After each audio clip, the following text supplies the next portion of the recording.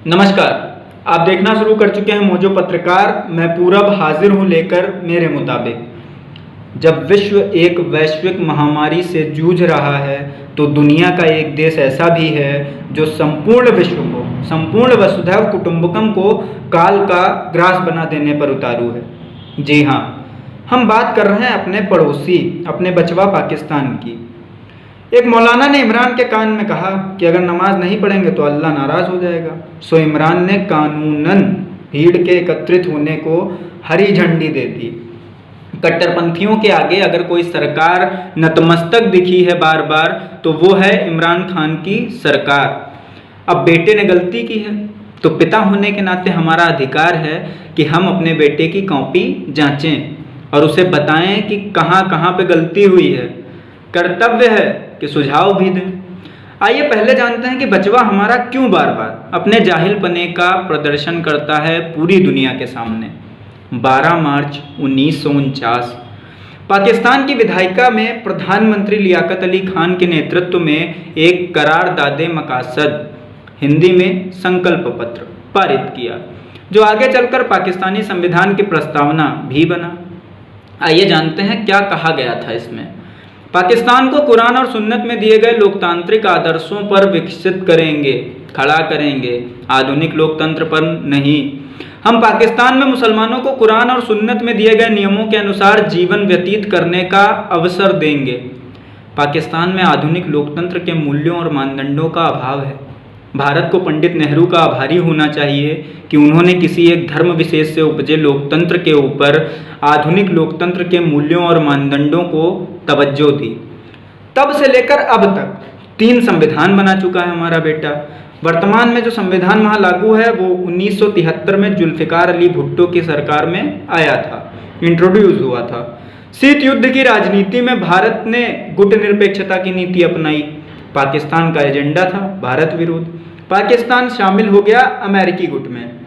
दक्षिण एशिया में उदय हुआ रेडिकल इस्लामिक टेररिज्म का पाकिस्तान की जमीन से। तब से लेकर अब तक विश्व में पाकिस्तान की पहचान आतंक प्रायोजित करने वाले भौगोलिक भूखंड के रूप में होती है। अस्थिर और सैनिक नेतृत्व इससे भी पुराना नाता है। पाकिस्तान में जब तथाकथित चुनाव होते हैं, जब तथाकथित जनता द्वारा चुनी हुई सरकार बनती है तो सेना प्रमुख कहते हैं तू चल मैं आया। तख्ता पलट से पुराना संबंध है अपने बच्चे का। सुधार आंदोलनों का विरोध और अतीत की जड़ता से ग्रस्त है पाकिस्तान का समाज।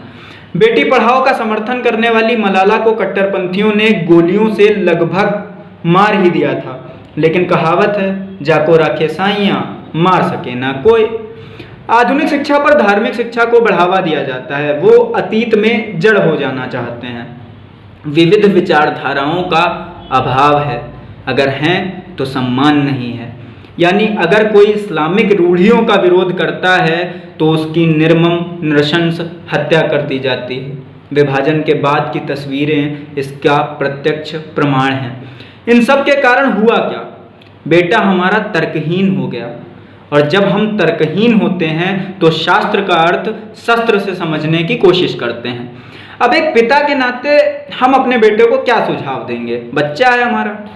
1971 में आयरन लेडी इंदिरा गांधी ने जिस पश्चिमी पाकिस्तान को अलग करके बांग्लादेश बना दिया, उससे कुछ सीख लेनी चाहिए, जिसकी विकास दर दुनिया के लिए कौतूहल का विषय है। भारत केंद्रित नीतियाँ, भारत विरोध केंद्रित नीतियाँ, उनको छोड़कर अपने संसाधनों का दोहन विश्व कल्याण के लिए समर्पित करना चाहिए। धार्मिक डाइवर्सिफिकेशन का सम्मान करना चाहिए। हमसे सीख ले लो यार, संस्कृति का सम्मान भारत से सीख लो, पूरी दुनिया सीखती है, तुम भी सीख लो। वरना हम देखेंगे, फैज साहब ने लिखा था, पाकिस्तान के लिए ही लिखा था, हम देखेंगे, लाजिम है कि हम ही देखेंगे वो दिन के जिसका वादा है जो लौहे अजल पे लिखा है, जब जुल्म सितम के कोहे गरां रुई की तरह उड़ जाएंगे, सब ताज उछाले जाएंगे, सब तख्त गिराए जाएंगे। खबरों के बाज़ार में एक किस्सा यह भी है कि जब मोहम्मद अली जिन्ना अपनी आखिरी सांस ले रहे थे तो अपनी गाड़ी में, एम्बुलेंस में, उन्होंने अपनी बहन से कहा था कि पाकिस्तान मेरे जीवन की सबसे बड़ी भूल है। स्वस्थ रहें, मस्त रहें, घरों में रहें।